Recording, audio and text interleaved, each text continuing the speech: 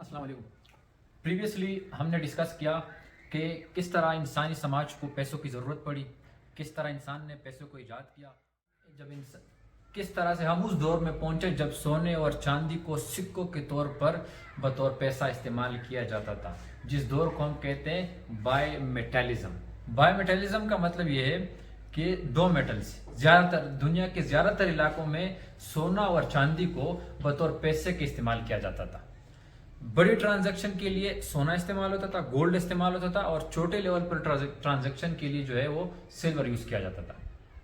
اب اس دور میں کے کنسپٹس میں دیکھیں تو گولڈ کو کہا جاتا تھا گڈ منی، سلور کو کنسیڈر کیا جاتا تھا بیڈ منی. گڈ منی اور بیڈ منی سے مطلب یہ کہ گولڈ کی جو ریٹس تھے اس میں ذرا فلکچویشن نہیں ہوتی تھی، اس میں ذرا اتار چڑھاؤ نہیں ہوتا تھا بنسبت سلور کے جس میں اتار چڑھاؤ زیادہ ہوتا تھا.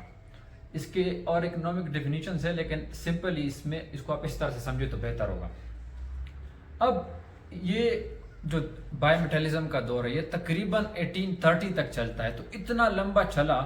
اس کے لیے اس کو جو سسٹین رکھنے میں ایک بنیادی چیز تھی، اس کو ہم کہتے ہیں نیٹ ورک ایکسٹرنلٹیز. سادہ الفاظ میں مطلب یہ ہے کہ اس دور میں جو ہے جتنے بھی ایک سروس دینے والے لوگ تھے ان کے بڑے بڑے نیٹ ورکس ہوتے تھے. اب آپ جس سے کی بھی سروس خریدتے تھے تو آپ اس نیٹ ورک کا حصہ بن جاتے تھے، اور جتنا زیادہ نیٹ ورک کا سائز بڑھتا تھا اتنی اس کی یوٹیلیٹی میں اضافہ ہوتا تھا. مسئلہ کیا تھا بائی میٹالزم میں؟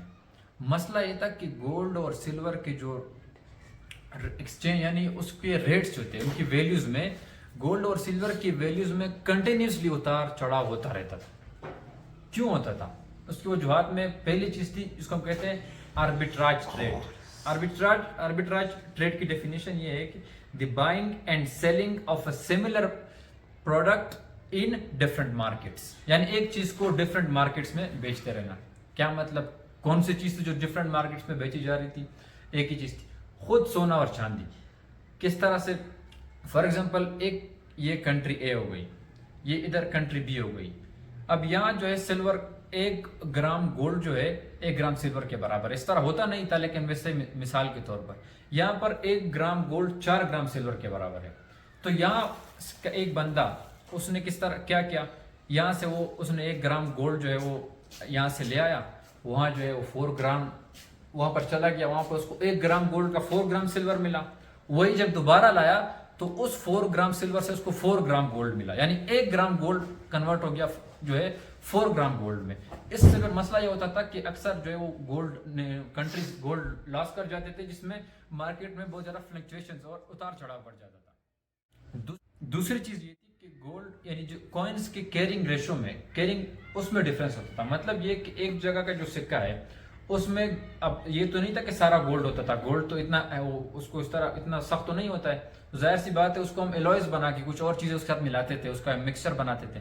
تو ایک جگہ کے سکے میں گولڈ کے سکے میں 80% گولڈ ہے، 20% امپیورٹیز ہے، دوسری جگہ جو ہے وہ 90% گولڈ ہے.